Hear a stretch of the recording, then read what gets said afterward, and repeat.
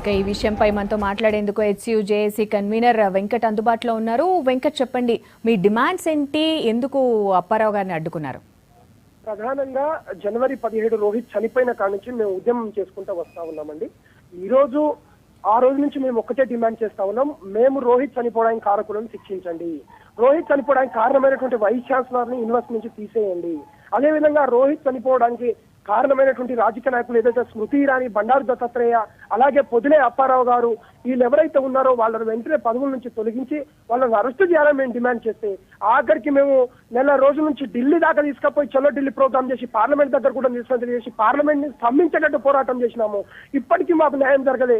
ఆఖరికి ఈ రోజు మేము యూనివర్సిటీ కొంత ప్రశాంతంగా ఉండి మేము రోజు సాయంత్రం పూట కార్యక్రమాలు చేసుకుంటూ నడిపిస్తా ఉంటే, ఇవాళ పొదిలే అప్పారావు గారు కావాలని యూనివర్సిటీకి వచ్చి ఆయన వీసీ కాకపోయినా వీసీ లాడ్జ్కి వచ్చి వీసీ లాడ్జ్లో ఉండి అందరూ యూనివర్సిటీలో ఉన్నటువంటి ఏసీ అకాడమిక్ కౌన్సిల్ మెంబర్స్ ని పిలిపించుకొని ఇవాళ దొంగచాటున వచ్చి మళ్ళీ పదవి తీసుకొని వీసీగా కూర్చొని ఇవాళ కావాలని విద్యార్థులు అందరినీ రెచ్చగొట్టడానికి బయట నుంచి ఆర్ఎస్ఎస్ ఏబీవీపీకి సంబంధించిన 30 మంది గూండాలను తీసుకొచ్చి ఇవాళ యూనివర్సిటీలో కావాలని విద్యార్థులను రెచ్చగొట్టి ఇవాళ విఎస్సీ మీటింగ్ పెట్టి వీసీగా పదవి తీసుకున్నాడు.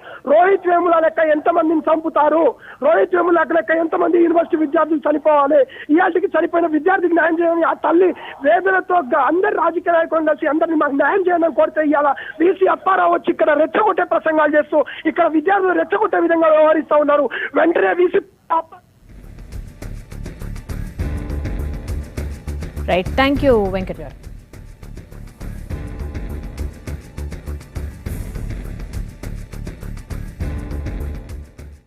Around the university official website from registrar's office. University vice chancellor is coming and occupying his seat. Actually, this was notice delivered by the registrar's office. So immediately we informed all the students, and actually the case is in court. Everybody knows he is the main one in Rohit's death. So almost 2 months get over, and again without informing anyone, he simply delivered noticed it, and he came and occupied his seat, and he started executive council meeting along with some students. Executive council meeting, some professors and deans and vice chancellor only.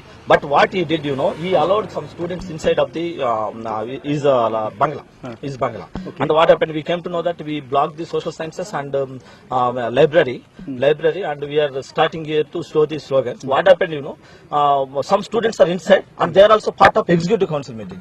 It is highly unpaid. Why? Because executive council meeting is, even some professors also not part of that one. Only deans and vice chancellor are outside. Nominated persons of the vice president, these are the members of executive council. But some life science students and some students are enter and sit in the vice chancellor chamber.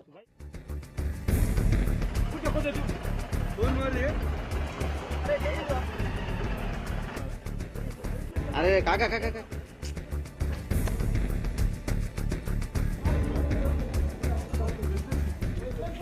Hyderabad central యూనివర్సిటీలో మరోసారి ఉద్రిక్త పరిస్థితి నెలకొంది. Long leave తర్వాత ఇవాళ డ్యూటీలో చేరేందుకు వచ్చిన వైస్ ఛాన్సలర్ అప్పారావును అడ్డుకున్నారు విద్యార్థులు. ఆయన డ్యూటీలో చేరటానికి వీల్లేదంటూ నినాదాలు చేస్తూ వీసీ కార్యాలయంపై అటాక్ చేశారు. అక్కడున్న ఫర్నిచర్ ను ధ్వంసం చేసి కిటికీ అద్దాలు పగలగొట్టి నిరసన తెలిపారు. అప్పారావు గో బ్యాక్ అంటూ నినాదాలతో క్యాంపస్ ను హోరెత్తించారు. ఇక విద్యార్థుల నిరసనతో అక్కడి నుంచి వెనుదిరిగారు వీసీ అప్పారావు. జనవరి 17న హెచ్సియు క్యాంపస్ లో రీసెర్చ్ స్కాలర్ రోహిత్ ఆత్మహత్య చేసుకున్నాడు. క్యాంపస్ లో కొందరిపై కావాలని ఆంక్షలు పెట్టారంటూ సూసైడ్ లేఖ రాసిన రోహిత్ తన గదిలో సూసైడ్ చేసుకున్నాడు. దీనికి బాధ్యత వహిస్తూ వీసీగా ఉన్న అప్పారావు లాంగ్ లీవ్ పై వెళ్లారు.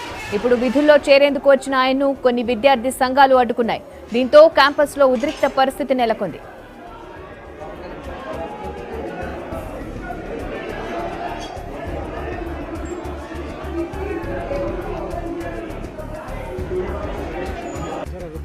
हुआ क्या?